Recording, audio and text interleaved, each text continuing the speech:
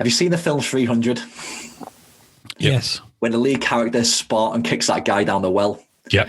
Okay, that was the impact of this guy's words. He said to me, the only difference between a grave and a rut is the depth. The only difference between a grave and a rut is the depth. And that hit me straight in the heart and straight in the head. Welcome to the Building Business Resilience Show with your hosts, Gareth Shears and Shane Hyland.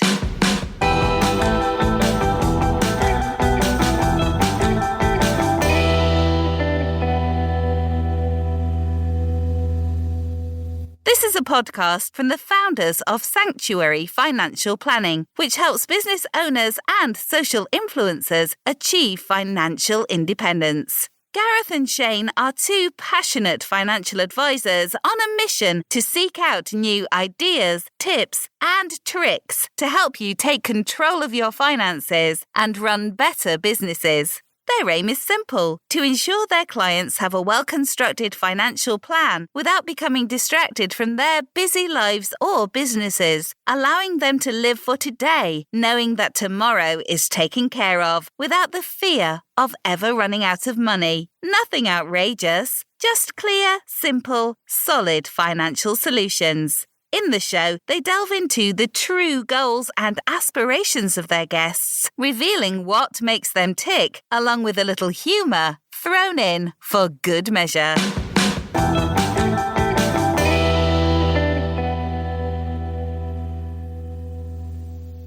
Hi, Dan. How are you? I'm very well, Gareth, and I'm looking forward to our conversation today. Good. How's things going? Transparency is a value of mine, and there's been a bereavement in a family recently, which has took us all by surprise, completely unexpectedly, and somewhere, if I'm honest, between the shock and the grief. So, but I'm present today. I'm in work. I'm client facing, and I'm looking forward to having a very honest and vulnerable conversation today. Yeah. Morning, Dan. I'm loving the headphones, by the way. It's another one of those COVID workarounds, Shane. During the first lockdown, with childcare obviously not being available, my little girl, who was 3.5 at the time, my little boy that was 18 months, they were very vocal in the background, and my wife with her constant Amazon deliveries, and then a dog barking. So these are Amazon's finest noise cancelling headphones. Yeah, talking of Amazon deliveries, like how many Amazon deliveries does your wife have a day? Because I worked from home yesterday, and the door went constantly. Yeah, the most frustrating part for me is that my wife now just puts my address and everything. Yeah. So I've got all these deliveries coming, and obviously forgetting what I've ordered myself, I open these cardboard boxes, and needless to say, it's nothing that I would find interesting. Is either like face cream or nappies for the kids, So but that face cream container comes in a box that's 3 foot long by 2 foot wide. Yeah. When Jeff Bezos decides to go carbon neutral, he's got a hell of a job on his hands. Oh, I thought they'd stop doing that, because I remember the first time I had something come in a box, which was like, you're like, hang on a minute, I ordered something which was about the size of a peg, right? And it's in a box which you could fit 2 pairs of shoes in. Do you know what I mean? It's kind of like, what? But no, they still do it, don't they? I'll tell you a funny story. So I'm part of it's a program called KPI, Key Personal Influence, and the idea is that you supposedly become a celebrity in your industry, and we'll probably talk about that because you guys are in it as well. But I've been doing some research around books for people that are in a similar field or industry to myself, and one of the books I ordered was on divorce.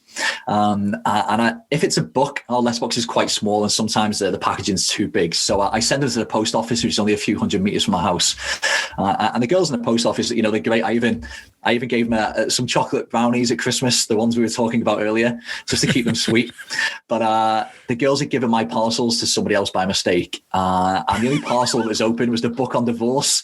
So needless to say, someone's opened this package, seen a book for divorce and just returned to sender, So, there we go. Amazon. Here's a conspiracy theory for, when you're talking about Amazon and that. Did Jeff know about, COVID because all essential shopping is closed down. The only way you can get anything else in the world is through Jeff's shop. Yeah. Huh? Efficiently as well, sadly. I think it's the efficiency of Amazon, though, isn't it? Because like Kath ordered something for the kids the other day. So it took like 7 days to come. I ordered something off Amazon and it's there the following day. In some instances, it's the same flipping day, isn't it? But and 95% of the stuff is stuff that you don't actually need. Yeah, I've cut down on that a bit this year already. Oh, yeah. But yeah, there we go. So digressing already. Oh yeah, always. So Dan, you're the founder, owner of BetterMen Coaching. Tell us a bit about that, mate. Yeah, that's right. So essentially, I experienced my own potentially early midlife crisis back in 2017, and that was a real catalyst for me. It was a moment of crisis at first, but then I recognized it was a moment of opportunity. And when I was able to start working through some of the things that I was finding challenging in my own life, I recognized that there's lots of other guys at similar stages of life, business owners, career professionals, mid-30s, young dads, that were experiencing very similar situations to myself. And I chose to make a stand. I chose to be vulnerable and honest about my story, and to use that to create the space for other men to really create a sense of purpose in their lives, to connect to themselves and others, and to get out of this trap of constantly feeling under time pressure, constantly feeling as though they're in this bubble of their own life through work, life, social commitments, responsibilities to, themselves, their children, their wives, their friends, and just to start creating space in their lives so they can live on purpose. Yeah, that's nice. It's we'll come on to your kind of story with that a kind of a little bit later, but I think you're right. You know, kind of men are great for kind of keeping it all inside, aren't they, as well? Do you know what I mean? And not kind of letting it out and trying to be the brave front of everything. Yeah, it's like the first rule of Fight Club. You know, don't talk about what it's like to be a man. You know, the society doesn't really, until recently, hasn't really made it, you know, appropriate for men to express their thoughts and their feelings. You know, the men in my life when I was young, they taught me essentially to either repress emotion or to stonewall things that they found difficult. And quite simply, the way that translates into society now is that, you know, the biggest killer of men under 45 is suicide. When we take, you know, an objective look at marriage, something like 42% of marriages now end in divorce. And when we break that down, 66% of those divorces are instigated by the wives whose needs aren't being met by their husbands.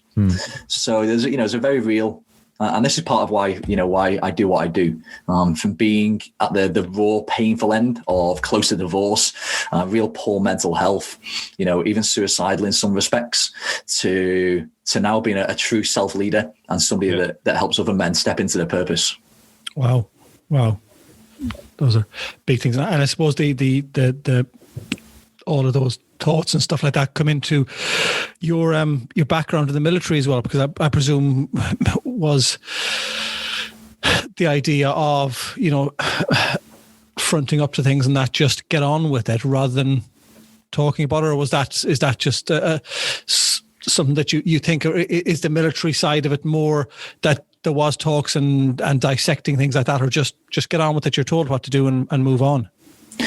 Yeah, in a way, because I'm at a stage now where, you know, I've done a lot of reflection on some of the decisions that I've made back in my younger days. And the reality was that I was playing at a high level sport before I joined the military, and my contract was at an end. You know, I wasn't going to be kept on in a team that I was playing at. And essentially I ran off to join the military because I didn't know what else to do. My grades were sufficient enough for me to go into a trade.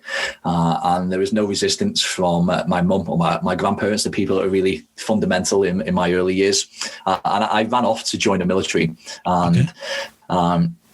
Yeah, the military is a great proving ground for people that feel as though they need to prove themselves. And I was certainly one of those. You know, my dad leaving when I was young meant that I'd always kind of wanted to be recognized by people. And my mechanism for that was sport primarily. You know, I captained every team that I was a part of, as leading people, even from an early age. I actually joke now, my best friend, who's here's a story for you. We were both in intensive care as premature babies. His mum and dad moved in without knowing next door to my nan and granddad. So we lived next door to each other. In school, we're the only prefects not in top sets. And this guy now is still my best friend. You know, we when we can without COVID, we go on holidays together. We spend time together. And it's what I recognized from my time in the military was that it's an opportune space to hide your weaknesses, because your effort is recognized through promotion. And I was always promoted ahead of my peers. Maybe it's a little bit different to a standard corporate environment, but you're graded in terms of your performance. And those grades are made public. Everybody gets to see where they sit. The pecking order is clear. And I found that by outworking, outperforming, being more resilient in a negative aspect than other people, that I'd be recognized as the top guy in my job or my field, and I'd be promoted for it. So yeah, the military is an interesting experience for me. When I reflect back now, it was certainly me running away from the questions that I couldn't answer about my life. And I see that all around now. Lots of guys, when they've got more questions than they have answers, they don't know what to do. The easiest thing for them to do is to bury themselves into their career or into a sport. You know, I've never seen so many middle-aged men with Iron Man tattoos on their legs. you know what does an Iron Man represent? Is it really a challenge of endurance, or is it an opportunity to get away from the mediocrity of life? To spend hours and hours a week out on a bike, in the pool, in the sea, out running. And at the end of it, you're given a medal. And that's the same as the military. I was given rank, I was given responsibility. And all that did was continue to fuel this sense of having to prove myself at every level that I went to. Because each level that you attain means that you're at the bottom of that one to climb up to the next level. So it's a constant circular thing of going, I've achieved up to the next step, but you know what's in front of me now is a big jump up again to the next level. Absolutely. And that's the irony of life, isn't it? Yes. Particularly when you look at achievement through a lens of what we've been taught or conditioned to think and feel by our fathers and other men that are older than us, that the whole point of life is to climb the ladder. But when you get to the top of that ladder and find it's against the wrong wall, it's kind of a sick in the stomach feeling. You know, all those years that you've wasted, all that time, effort, and energy, the consequences in terms of your relationships and health. And for what? Because you're not even happy. You don't even feel fulfilled or successful. Youth is wasted on the young, isn't it? Robbie Williams says. You only realise this in the future. Yeah. Only you, Shane, could get a Robbie Williams lyrics into this conversation. I've got loads of things on my screen I can get involved. But you know, when you start talking about the Iron Man thing, I don't know. I do think maybe in COVID now, with the amount of people that have got bikes and that, and I've been looking at a bike recently, they aren't available. The amount of people now that have said, kids at home, I need to get out on that bike for 6 hours. But I think it's you know more than I have a lot of respect to the people that do that, because I don't think I can do it. One, I wouldn't have the time to train, and two, I don't know if I can do it. So is it the willpower to kind of be able to say, look what I've achieved? It is a nice tick in the box or tattoo on your calf. I have a deep level of respect for people that put themselves into the environment and the arena of Ironman, or particularly any sport where they're achieving at a high level. But what's really important for me is that they recognize the principles of that decision making, and they bring some consciousness to it. Because, and I say that based on my own past experience, because when I was in a poor place with my mental health, exercise was my release. Yeah, I'd be training 2-3 times a day. I was in better shape physically than, you know, in my mid-30s than I was in my late 20s when I was leading commando forces, training men to go to war, you know, being at the front of every physical activity we did. But I was in a better shape, better physical condition when I was hiding from the reality of my life. So, and whether somebody, you know, decides to get to, you know, below 10 handicap in golf, whether they decide they're going to do a sub 12-hour Ironman, whether someone's going to run a London Marathon in less than 3.5 hours, whether they're going to go off to the Alps to do some some climbing in the Alps, whatever it is, you've got to understand, you know, why you're making those decisions. And if it's to stay away from the reality of the harshness of your life or the difficult conversations that you need to have, then for me, it's for the wrong reason. Yeah. I agree. In a comical, I'll just throw a line out. I think a lot of people will use it now to get away from homeschooling. I'm fortunate. My kids are at nursery age, so we haven't got that challenge at the moment. But obviously, my job is to create space for men to recognize perhaps the decisions that they've made and where that's led them, and then to create and act on different decisions. So often, homeschooling has been coming up since last year, and the only way to deal with it, from my experience, is to create some space for yourself.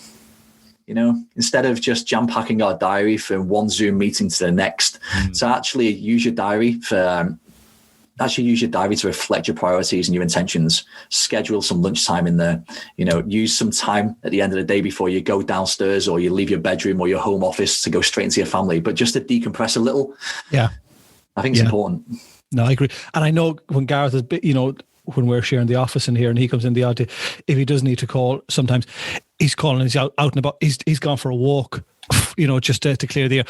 I try and jump on the watt bike most days and that, but it doesn't have to be 8 o'clock in the morning. If there's a meeting at 8 o'clock, it's factored into the day. So it can be at 12 o'clock. It can be at any stage, but there needs to be that period of time to get away from it, because the concept of sitting in front of a desk or chatting on Zoom for hours and hours on end, you're just absolutely fatigued at the end. And I think a lot of us have got to the stage, if family want to do a kind of a Zoom chat now, you kind of go, oh God, no, I don't want to do it now in the evening. It's a negative side of that now. We're just all tired. There's certainly a lot of Zoom fatigue around. Yeah. I think managing your diary, making sure that you're creating space for yourself, being comfortable as well with doing nothing. Most men find it really difficult to sit down and relax, or they feel guilty or perhaps embarrassed because they feel that they should be doing something else. But you're really using your diary to be a reflection of how you want to live your life. Yeah, that's important. Yeah, I'm trying to do that now. I've tried an abundance of journals and all those type of things, but I think sometimes the issue with that is they're written for the individual who wrote the journal and is written in a certain way. So I've literally just got an A4 diary now, and every day I have my little topics and because I've got myself back into training now, because Shane's brilliant at it, but I've kind of lost my way with fitness and stuff, but I've managed to get my head back into it, even if it's just going for a walk for half an hour. Yeah.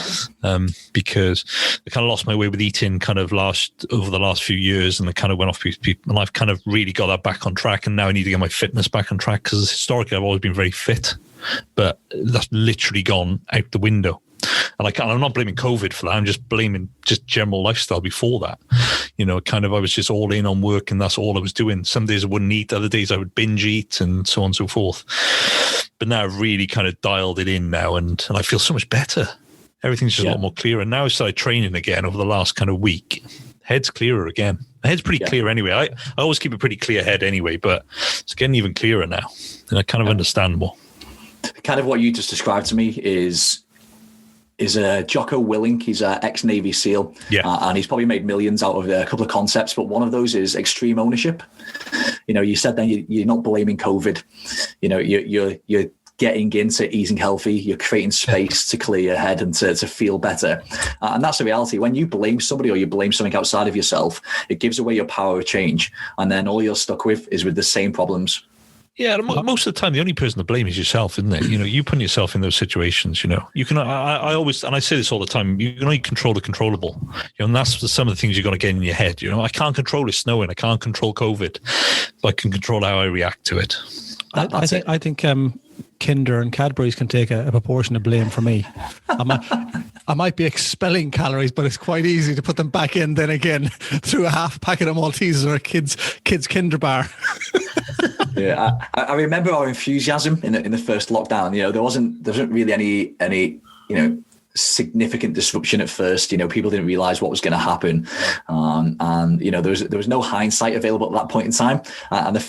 So what happened was we were actually on holiday in Dubai. It was kind of a calculated risk about going away in March, and to be honest, it was a complete waste of time. You know, the day that we landed, the US shut the borders, and it was like a bit of an oh shit moment. This is real.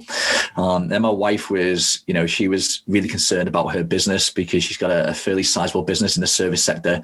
You know, 60% of her revenue was gone within kind of the first week of lockdown.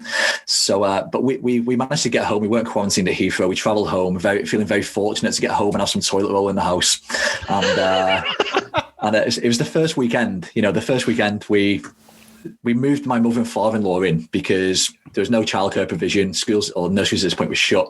I really felt it was important. I was there to serve my clients, you know, guys that were on their own journey, and I wasn't prepared to leave them or let them be. My wife, you know, she created another office in a different bedroom of the house, and she was running her cleaning empire from there as best as she could. So we moved my mother and father-in-law in, and the first Saturday night, as you inevitably, probably most people did, you know, had some nice food, opened a few bottles of wine, then went on to the gym. And before we knew it, was 2-3 o'clock in the morning, and we're Facebook or WhatsApping probably everybody we know on video call. And there's myself, my wife, my mother-in-law, my father-in-law, all sat around the dining room table with a big screen up, you know, waving at everybody, and you know, just really probably pissing people off. But you know, fast forward nearly a year now, and there's a real sense of concern. It's palpable, you know, mental health. You know, people. I don't know if you know this, but most divorces are filed after the summer holidays. So in September and in the new year after Christmas. Yeah. So I've got a few clients and a few friends that work in the legal professions, and they're saying, you know, there's a huge influx of divorces coming in already. Mental health, it's one of those things that, you know, before we never spoke about it, but now that it's kind of out there in the open, it's a real issue. And, you know, employers that aren't recognizing what perhaps their staff and their employees are going through, they're going to find themselves, you know, in a really difficult position in a few months. And it comes down to exactly what Gareth was just talking about, you know, taking ownership, you know, creating space, doing things that make you feel better about yourself in your own life, and not looking outside of yourself for the answers, because they don't exist. Yeah. Yeah, it's interesting. Driving in today as we're recording this today. They said it's the anniversary of the first reported case of COVID this day last year. So it's, you know, 12 months of normality. Yeah, but yeah, it's been a difficult. Anyways, we skirted around it a few times, Lee. Go back and tell us a bit about your journey, and especially the early days. Sure. So I'm at a place now where I can look back on this and recognize it was actually a gift. You know, I kind of alluded to the fact that, you know, I was running away from questions and that I didn't have answers to when I joined the military. I spent nearly 12 years in the military, climbed through the ranks, promoted ahead of my peers. My final position essentially was sitting between the Army and the Royal Marines, and running what was pre-commando training. I'd have probably 3 or 4 courses a year, around about 100 men on each course, and they all wanted to prove themselves and earn a green beret. And the whole point of what I did was to, from the outside, people looking outside of what I did, was to give people the kind of the Caesar salute, either a thumbs up, they can go to Livingston to try the commando course, or the thumbs down, then back to the unit. And it was probably the real highlight of my career. But what that did was gave me a real strong sense of identity. It wasn't that I was kind of in charge of these people. It was more of a collaborative effort about showing them the skills that they would need in order to go to Livingston to become a commando trained soldier. But then I left very quickly. You know, you have to serve it almost a year's notice in the military, but my year went back really quick. I was so involved in my job that when I left, I didn't know who I was. You know, it was this real identity crisis. And, you know, we're kind of alluding to exercise before. That's always been for me a place where I can go and hide because it's something I'm good at. So I found myself essentially, you know, running charity events. One of the ones that we did, I don't think it's ever been done, it'll probably never done again, was we cycled from, I trained and led a team of cyclists from Cardiff to London to Edinburgh to Belfast to Dublin and back to Cardiff in 6 days. You know, the distance, the the logistics, the ferries, everything that went into it. It was great for me. It was a place to hide. And then my daughter was born in December 2016. Not having my dad in my life brought up all these wounds for me that I didn't even know existed. And within the space of a few months, from December 16 to April, May 17, I went from being a leader of men in the military, being somebody who was a man that other men turn to for help and support, through to essentially being suicidal. Just almost like a switch had been flicked in my mind. All of a sudden I became aware of that. I didn't know who I was, what I wanted, where I was going, who I was going with. There's a real sense of crisis for me. Lots of things have happened between, I suppose, April 2017 and now that have enabled me to really get to where I am. But some of the key moments, without going into all the details, we were on holiday. My wife and I, we separated and then decided that we'd make it work. And we were on holiday in the Maldives, and it was a very small island, quite a boutique resort. All the kind of guests in the hotel were in each other's pocket. And after a few days, I was reading a book called Legacy about the psychology of the All Blacks and what makes them, the most successful team in the sporting world. And a few sun lounges down, there's a guy reading Chimp Paradox by Steve Peters, about how the chimp, if we don't feed it some bananas, can take over our life. And he joked to me after a few days, saying we must be, the only guys in the Maldives reading self-help books. What's your story? And kind of tongue in cheek, I said to him, what's yours? And without going into all the details of this guy, it turned out he was an ex-Premiership footballer, played one of the big London clubs. At a young age, had a couple of knee operations which hadn't worked. And all of a sudden, he found himself, with his penthouse apartment above the Thames. He had, a fairly exotic sports car in his garage. And he found himself with nothing. They were his words, I had nothing, because his identity had been taken away from him, because all his personal identity was aligned to being a footballer, the status, the kudos, the respect, all taken away from him because he'd had two knee operations that hadn't worked. And we're on this white sandy beach in the Maldives. My wife Rachel was reading some kind of magazine, on the sun lounges or beds behind, and just looking over the ocean, he said something to me that was kind of like, I can't remember the rest of the conversation. If I was to fill in the gaps, it'd probably be all bullshit, so I'm not going to bother. But I walked back across the beach to my wife, Rachel, and I said, when we get home, I'm going to shut my business down. She kind of didn't really know what to say, so she just gave me a little bit of a smile, but she fell asleep on the connecting flight from Dubai back to Heathrow, and I wrote an exit plan for my business.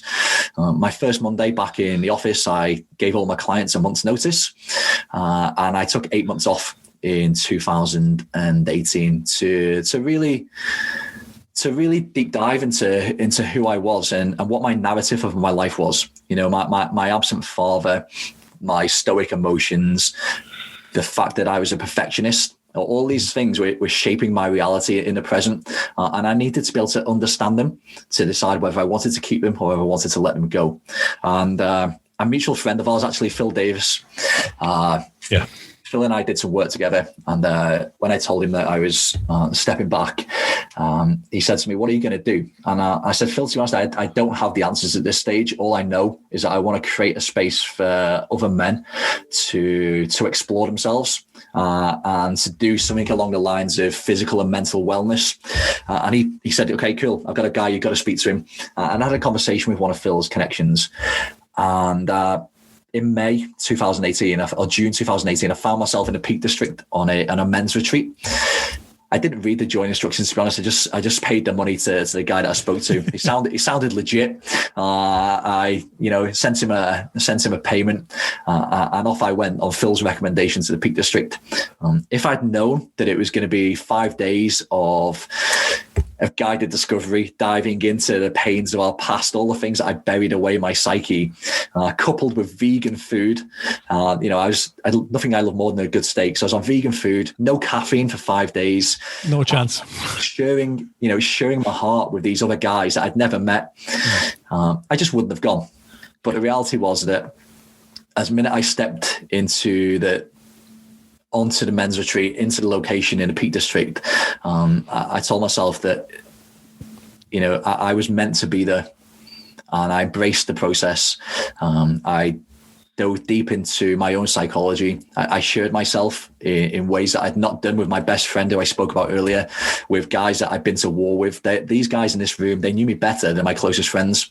And that was all because I decided to show and tell people who I was. Yeah. After that, there's a few other significant things that happened, but they were the kind of going to the Maldives, recognizing that my life was in a rut and it didn't need to be in a grave. I didn't need to be in a grave at my age, taking responsibility like we spoke about earlier, recognizing that, only through reflection could I understand that my past was going to predict my future and that it wasn't a future that I wanted to create. So yeah, they were fairly instrumental. The next thing that was really prominent for me was when my wife and I found out that we were pregnant again and we were going to have another child, and this time it's going to be a little boy. My daughter, I've got this loving connection with her. It's, if she needs anything, she comes to daddy, and I'm glad that I'm able to be there to support her emotionally as well as physically. But when I found out I was having a little boy, just a wave of responsibility came over me. I really wanted to ensure that, and I understood that my legacy wasn't going to be, what I create in my life, my success, my finances, my house, the watches that I pass down to my son or whatever it might be. My legacy was always going to be what I was going to pass down to him in terms of his morals, his values, his sense of direction and purpose. I chose to do some more work on myself. I've been on a few courses, done some counseling and some therapy to kind of unlock parts of me that I never knew existed. Yeah. And I'm in a place now where, quite honestly, there's nothing that I'm not prepared to talk about. Even early on, we're talking about a bereavement in the family. Yeah. I'm not going to stonewall my emotions anymore. I'm not going to suppress them or reject them or try to hide who I am behind a mask of masculinity. I am who I am. I'm proud of my journey, and my life is about living each day with fun, love, and happiness for myself and those that I care about. Amazing. Absolutely superb. So how has the business then adapted in the current climate, and has your experiences assisted with those people that have gone through all the crap that men have gone through over the last 12 months? Absolutely, Shane. Creating a space for men to speak about things that are concerning them, that cause them sleepless nights, to prevent them from, speaking to their wives or to their partners or the business colleagues. Creating that space, what it is, it's kind of like a physical and mental release. Yeah. Sometimes you can see people that they look heavy. They're carrying so much shit around with them, the boulder or the mental pebbles that have been building up. It's on their back, and it's hard and heavy work. So when I'm providing a space for my clients to, without judgment, to speak about whatever's on their mind, to just be curious about it, to understand where it's coming from, and maybe how they'd like to think and feel instead. What that does, it gives them a space and capacity to let go and leave behind some of the bullshit they've been carrying around. Does lockdown, or do you think lockdown has had in some way a positive impact on people you've worked with in terms of realigning themselves, making them focus more? Because are these people that would have been potentially working a lot, now they get to spend more time with the family, they realize what family is about, they realize that it's nice to watch kids growing up? Or has there been some positive impacts out of the whole past 12 months with helping these people? Gareth mentioned it earlier. It's about how we respond to what's happening around us. As Jack Canfield, he kind of made this famous. His equation is E plus R equals O. So it'll be an event, but your reaction determines the outcome. Okay. And I know that might sound harsh and it might sound callous for people that have lost loved ones. But the reality is, it's all about how we react to what's happening around us and to us. And, only last week, I was on a coaching call with a client, and the reality was that I could see this from my side of the screen, but he hadn't realized it yet, that COVID was the best thing that ever happened to him. Yeah. He was kind of in this celebrity style bubble, reality TV, and kind of lost his way a little bit, but didn't know how to get back, and I said this to him. I said, is it possible that COVID's the best thing that's ever happened to you? And he sat there in silence. probably only about 10 seconds, but it felt like 10 minutes. And that insight for him changed his whole experience of the last 12 months. Because what he recognized is that pre-COVID, the reality was that the life that he was living, the way he thought and felt about himself meant that he was always going to be chasing, trying to keep up with the other people in the celebrity lifestyle that he was living. And quite frankly, now he doesn't care about any of that. He's been brought back to reality. He's a father of his children. He's a husband to his wife. He's a leader of himself.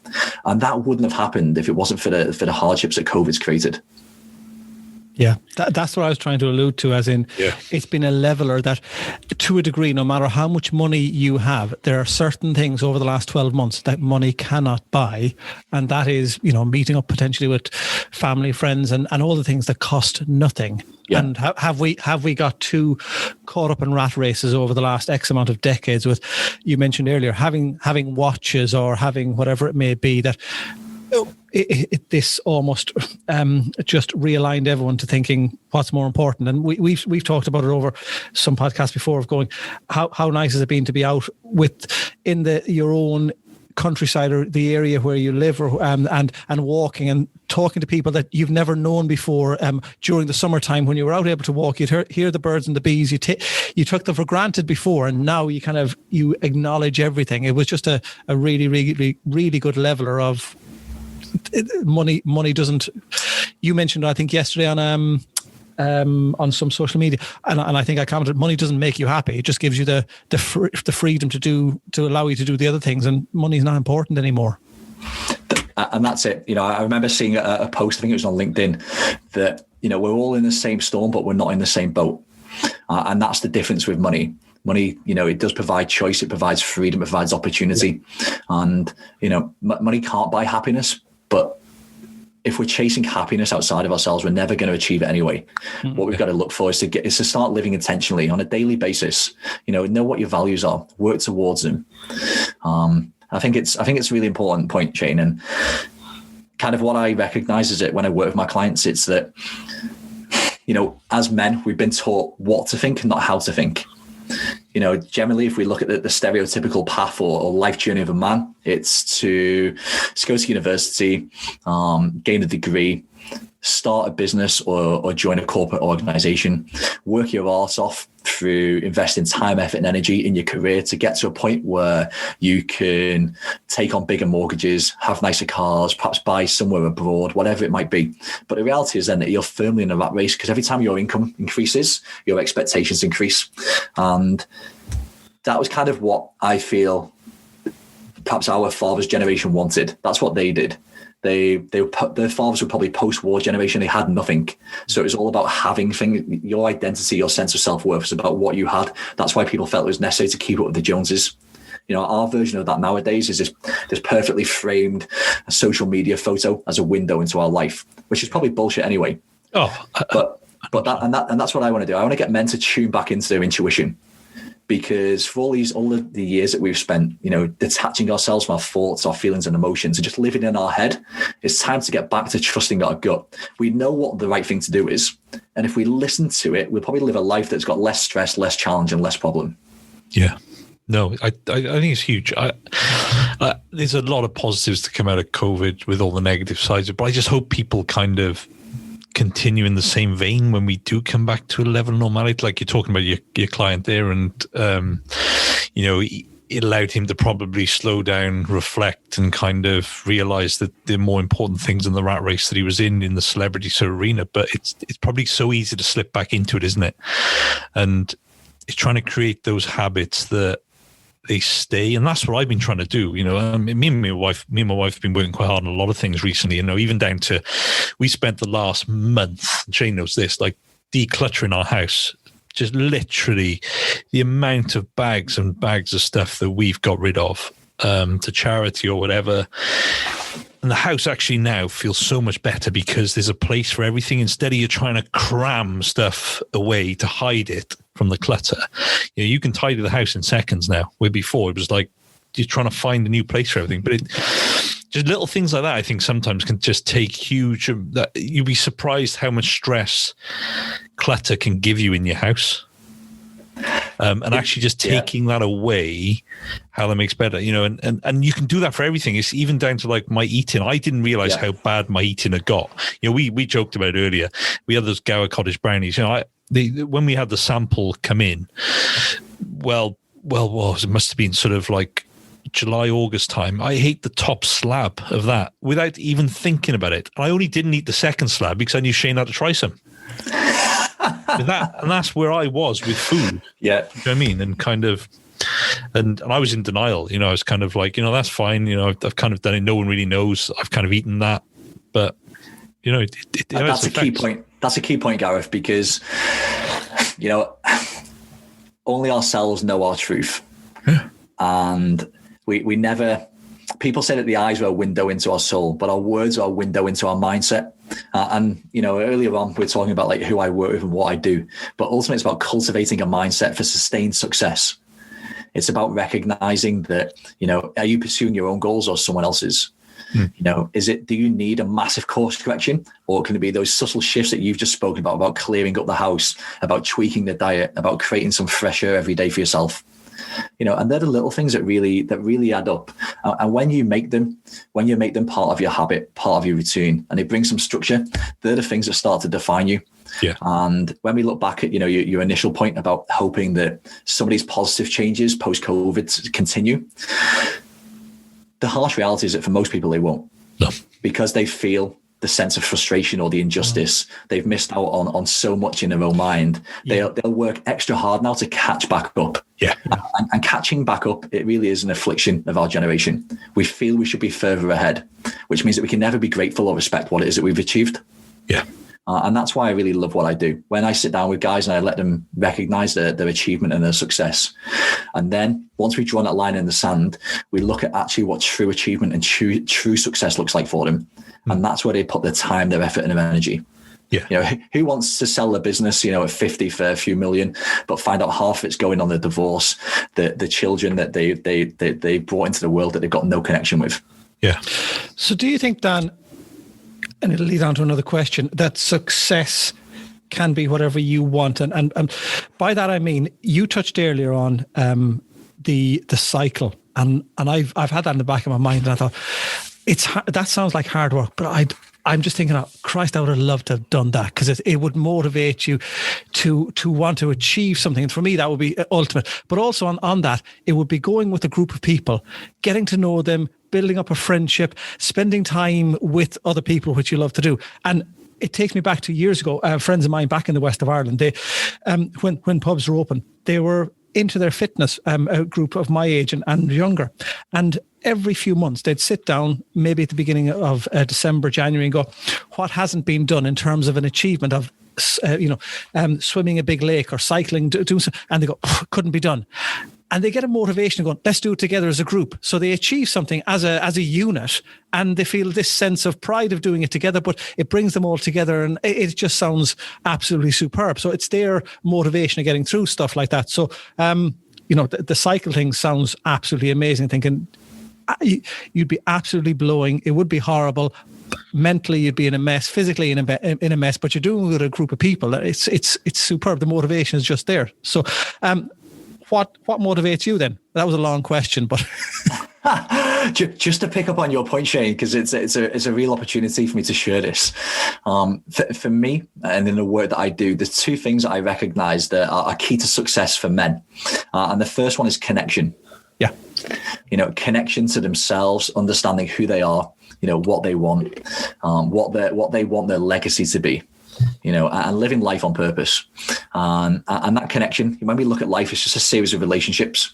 We all remember our childhood friends. We all remember our first girlfriend. We all remember our first boss, and we just go through life with a series of relationships. And what's really important is that we show up authentically in those relationships, because otherwise, as Gareth mentioned earlier, when we eat that second row of chocolate brownies, no one else knows but us.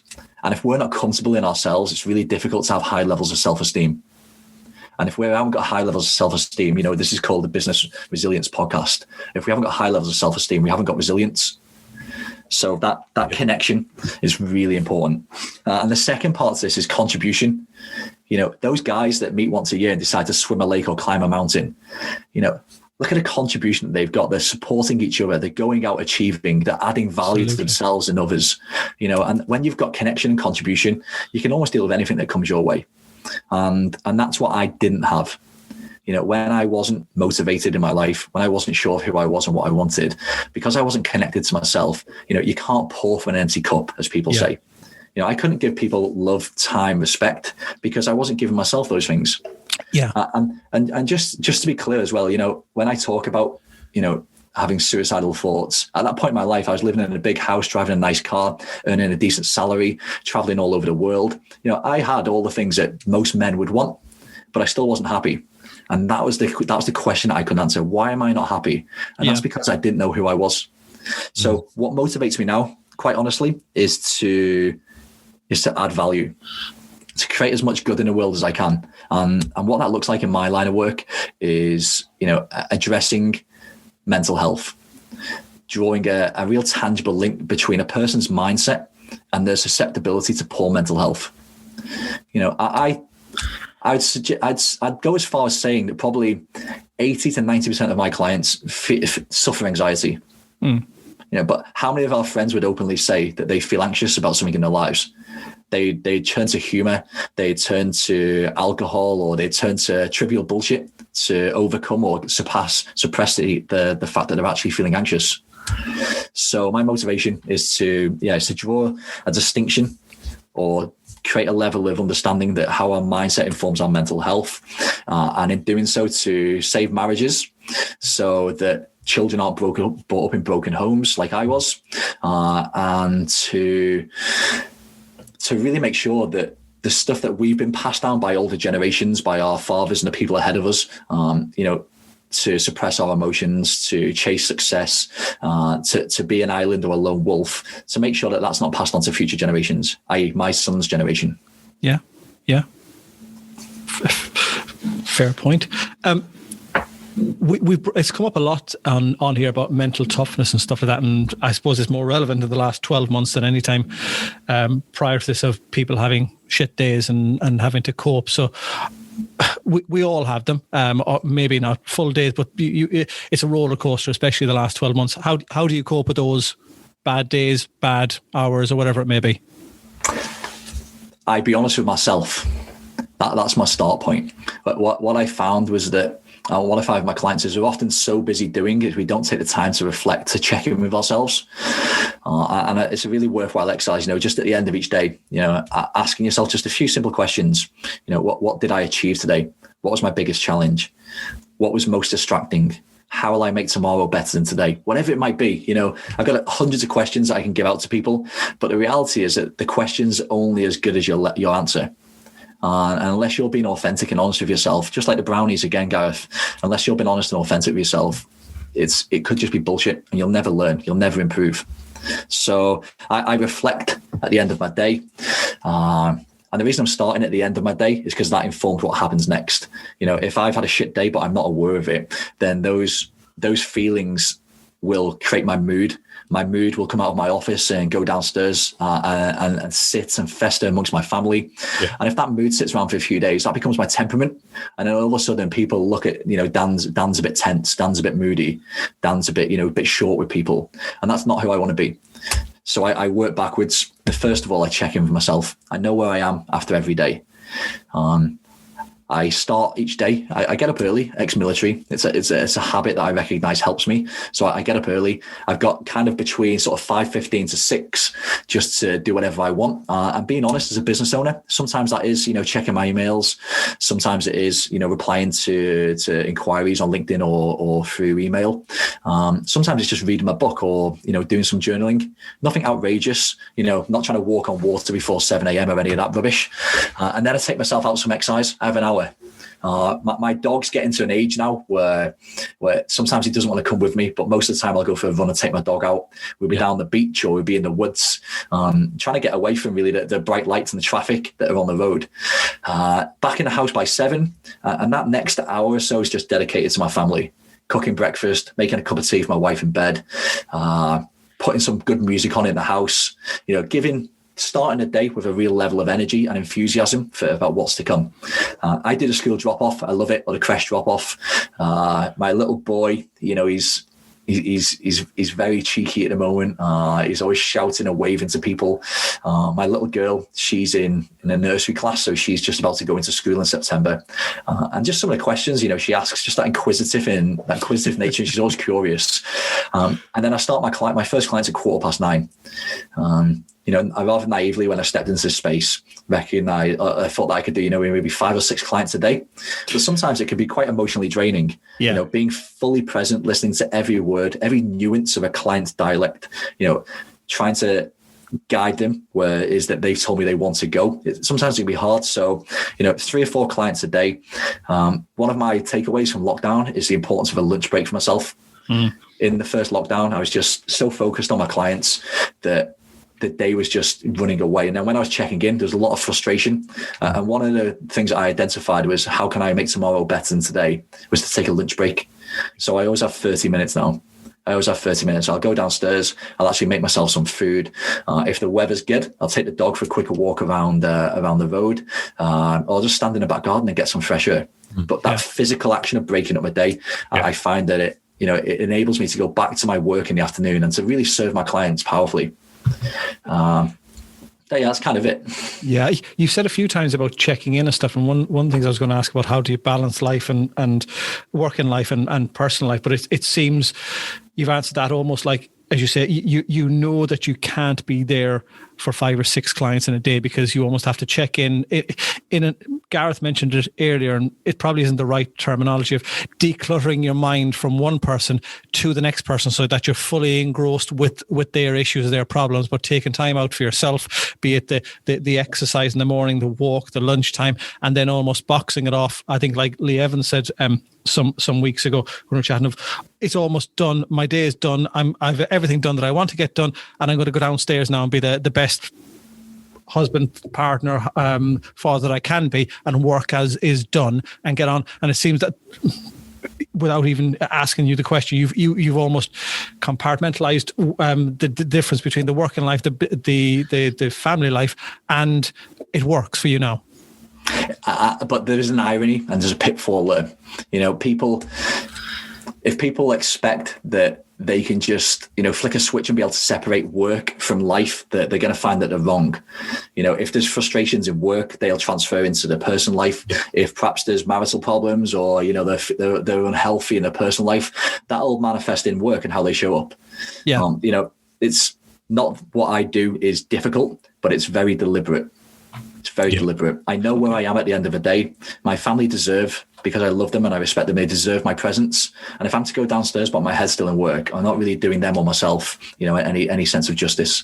So being able to recognize as a transition from your professional life to your personal life, and making a conscious effort to separate them is important. Yeah, I think I like what you said about presence, and I'm a big fan of that, and I'm trying to get better at it. Do you know what I mean? Kind of having that time with the family where you're present, you're not kind of being distracted by emails, social media, and so on and so forth. And I mean, like, a lot of the nights I'm very good at that, where I don't get distracted by social media. Sometimes I will just drop into that, looking at LinkedIn, looking at other social media, looking at my emails, because I'm working my way to the point where I want to turn my emails off my phone altogether. So that actually I only see my emails during the daytime, because I owe that to myself and my family. That, because it's so easy to just check, you pick your phone up and you flick onto emails, and there's an email there, and it creates that anxiety which you don't always need. It can be an email from a client maybe asking you to do something. It may be not, there's no problem with it, but it creates an anxiety and puts you in the following day already. Yeah. And I think the big thing you said there is being present. I think so many of us are not present when we're at home with our kids and our wives and our family. I openly admit to that. Do you know what I mean? It's something I'm working on, is trying to be present when I'm there, because I can be so distracted by other things. And if I have something shit has happened during the day, Sometimes I will carry it into the night, and I've got to try and forcibly stop myself doing that. Sometimes it's hard, and we're only human, aren't we? At the end of the day, we're never going to be perfect, do we? But it's not about being perfect No. or about being right. It's about getting it right. And as a little hack for perhaps the people that are listening today, if you want to be present, one of the easiest ways to do it is to ask questions.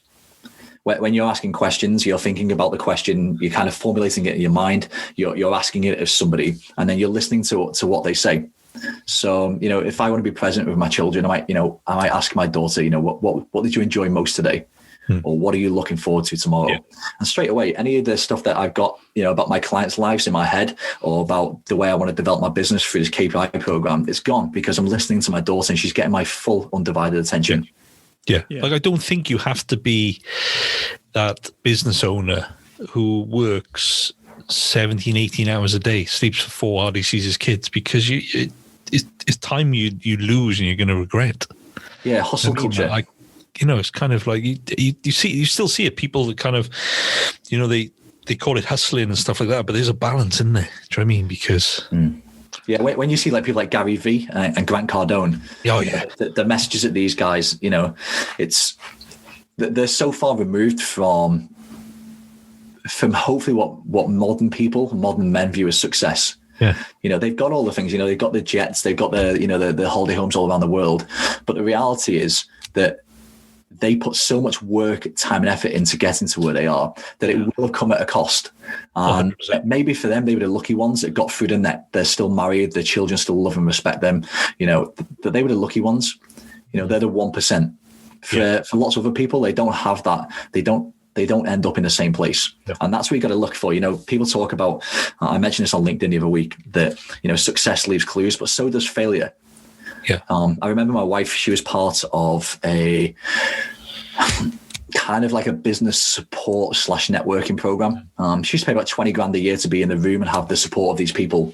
And I remember she came back from a session, and it was a session they were talking about, about the personal lives and about how that was informing the business practice and judgments. And she said, the majority of the room were divorced, feeling particularly unhealthy when they had to give a score on like how healthy they were feeling. It's unhealthy. And I said to you, so, do you want to be like those people? And her answer is, well, obviously not. Okay, so what actions do you need to take that's going to lead you on a different path? And that's what sometimes people forget, is that past behavior dictates future behavior. And you've got to, unless you bring a level of consciousness through either checking in, through reflection, through creating a little bit of an air gap in your life, hopefully through your diary, because that's the best way to manage it. Unless you create that air gap, you're going to find that one day just rolls into the next, and before you realize it, you're approaching 40 or 50, and you look behind you and realize that the two things we said earlier, you haven't got the connection with people because you've been so focused on your work that you've left them all behind, and your contribution to the world is so one-dimensional. It's your work, your profession, your career, that you haven't really made a difference. And I think it's going back to earlier. I think the last 12 months has probably realigned a lot of people into thinking things like that their friends and catching up with them and their family and all of that are probably more important than having an extra 10 or 15,000 pounds in the bank account, because the extra money in that account doesn't give you the memories to sit down and have a laugh and ring a friend up and all that. We're going back to the money thing, but it's being able to be in the moment with those people. So as you say, the balance of almost, I suppose, like, is it dieting or something, that a bit of everything is okay. So work hard, but also enjoy your life and play hard and enjoy the time with the kids. There's nothing wrong with not working 17 hours a day anymore. Counterbalance. When your work or your business demands that you put in a 16 or 17 hour day, go and do it. But make sure that when you are doing it, you communicate that to the people that matter most. If you turn to your wife or your partner or your colleagues or your children and explain to them why you're doing what you're doing, the chances are that they'll support you in that decision. But once you've explained it, also tell them what you're going to do in return. I recognize that I'm going to be working late for the next few days, or might not be here this weekend because I'm working. I'm going to take some days back next week. What would you like to do? How would you like to spend that time? Yes. Counterbalance. And that's where people, they go from one urgent task to the next, and they neglect the important. And this is where that level again of consciousness, of presence, and making informed decisions is really important. And just to pick up on your point, Shane, one of the things, the concepts I take my clients through is about being in alignment, that your thoughts are reflected in your actions. And I know that people can't see this now, so I'll try and explain it as best as I can. So if you imagine your thoughts are telling you to do one thing, but your actions are doing something else, you get feelings in the body. Your body's communicating to you, telling you, normally through a whisper, that something doesn't feel right. So is this the brownie thing of, it's in my hand, I shouldn't eat it, but I tell you what, I'm going to. Okay, and then you eat it, and how do you feel afterwards? Probably 4 minutes of absolute high, but then followed by, I don't know, what is it, 40 minutes of, I feel like annoyance, and I shouldn't, and the willpower wasn't there, and so annoyance at yourself. Then you have some self-doubt that you haven't got the emotional control to regulate yourself. Then there's some embarrassment or shame, a little bit of guilt. Then you feel pissed off or frustrated, and all we're talking about is a bloody brownie. Not the end of the world. But what is the end of the world then is the narrative that we create by not keeping our word, because the feelings we have in our body tell us that what we did was wrong. And if we don't listen to those feelings when they're a whisper, they start to shout. And if we don't listen when they shout, they scream. And this is why guys often get to a point where they have a life quake, like COVID has been for many people. It's been people's foundations have been shook. But some of my clients, they come to me in a position where they're navigating a challenge. And the reason they're in that position in the first place is because they haven't listened to the feelings that's come up for them. They've suppressed, rejected, they've stonewalled. They've done the things that their dad taught them or their older men taught them to do. And it doesn't fit now. It doesn't work in today's society. Okay. So is there a correlation between the resilience and the mental health, the resilience of not being able, of saying I'm not going to have that brownie because I know the route or the passage that I'm going to feel by doing that. So I'm going to step back and not eat it. There's a definite link there. Okay. There's a definite link because all that matters from my experience is our levels of self-esteem. How we think and feel and relate to ourselves is what informs our narrative. So regardless of where people have started from in their life, what you'll find is that the people that succeed, whether it's in sport, in business, in whatever level of society that they're successful, they have high levels of self-esteem. That they have confidence, they have resilience, they have motivation, they direct their effort into the things that are important to them. And that's all underpinned by how they feel about themselves, their narrative of their life. Conversely, people that kind of stay stuck and don't succeed in whatever level or aspect that they want is because they don't feel that they either deserve it or they're worthy of that level of success. So for me, there's a real strong correlation between mindset, resilience, and mental health. Okay. So is the mind? I'm trying to use still the brownie. Is the mindset of, I know if I eat this, I need to eat it because I've had a bad day, so I'm going to eat it and it's going to give me the 30 seconds or 4 minutes of high, but I know there's going to be a payoff the other side. Whereas if I don't eat that, will I get a high from the endorphins from exercise, and that'll counterbalance the shit that I'm feeling today. But it's easier to eat that brownie because it's just there rather than trying to get my head into let's go and do some exercise. The two will end up giving me the same potential high, as in I'll feel good. One of them will be for longer and one of them will only be for a short period of time, but I need that high now to counteract the crap I've already had earlier on in the day or the week or whatever it may be. You're exactly right. Whether we go out on our bike or we do a watt bike session like we spoke about earlier, or whether we eat a brownie, we get a dopamine release. And our brain doesn't understand the difference at that point between a positive dopamine release and a negative dopamine release. And what differentiates the two is how we feel about it later. I remember this was a really profound statement as well, because at the time, I was telling myself that I was disciplined, but there was areas in my life where I wasn't and weren't. And I heard this, I read it somewhere, that discipline weighs ounces, regret weighs tons. Discipline weighs ounces, regret weighs tons. And only you know the difference, whether we're talking about chocolate brownies or whether we're talking about an underperforming staff member, whether we have that conversation or not, or whether, we're starting to recognize that we're disconnecting from our loved ones or partners. If we don't do what we think is right. Our feelings will tell us. Our feelings will guide us. And that's that point about intuition, about we've been taught to switch off our gut instinct, our gut feeling. Yeah. And I want men to reconnect to that. Yeah. So is mental health going to be a big issue for this generation? It already is.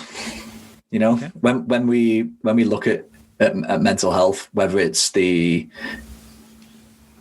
effect at home, what it has on families, because often people don't know how to talk about anxiety or depression or poor mental health experiences, or whether we look at it, what it looks like from an employer's perspective. Most of your listeners are probably business owners. You know, how do they deal with when they're the senior members of their team, somebody that they rely on to get results, to achieve the targets, the KPIs and metrics, has got poor mental health? You know, people haven't got the training or the understanding about how to deal with this.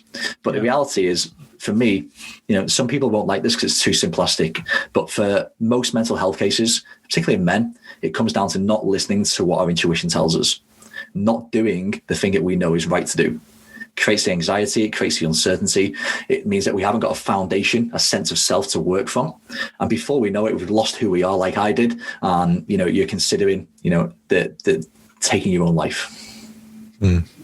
That's the polar. That's a real extreme example. Yeah.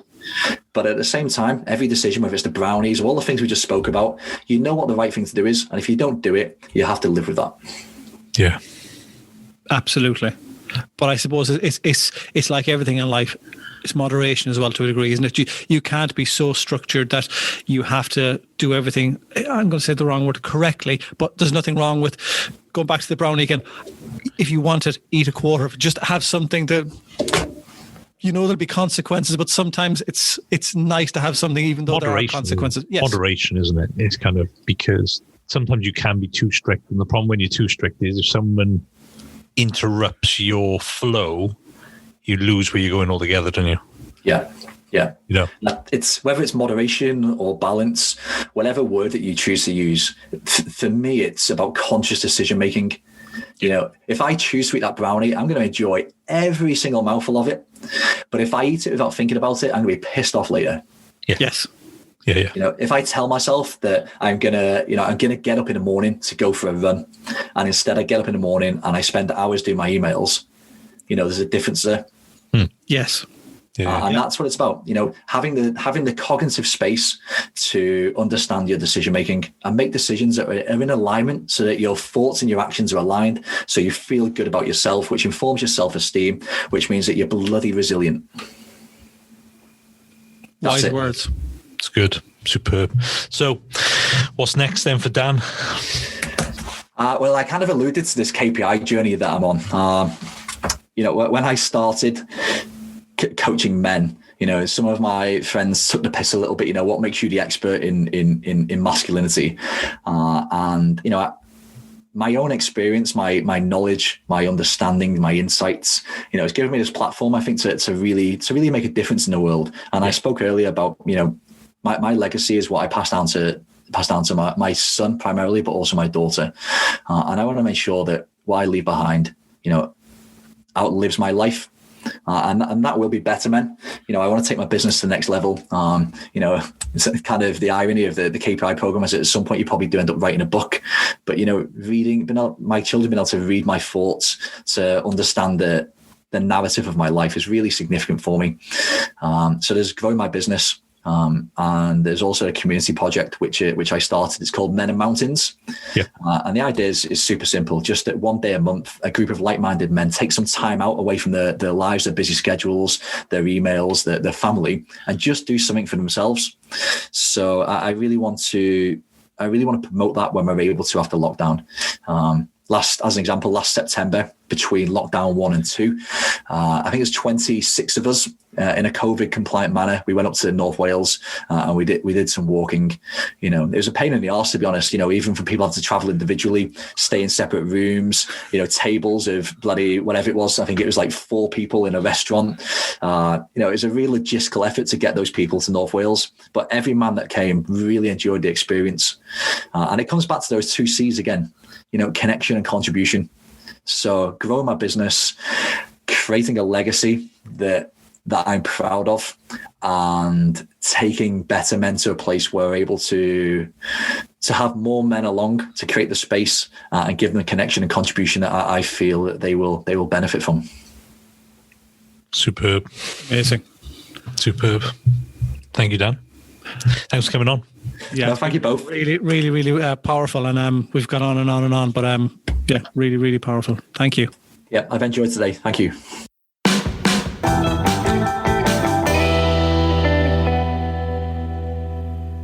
We hope you enjoyed that episode, as we love producing these shows for you all. The insights our guests provide are so inspiring and motivating. Head over to our website, www.sanfp.co.uk, or follow us on Instagram @The Financial Advisors to learn more about us, our journey, and how we help our clients. Don't forget to listen to our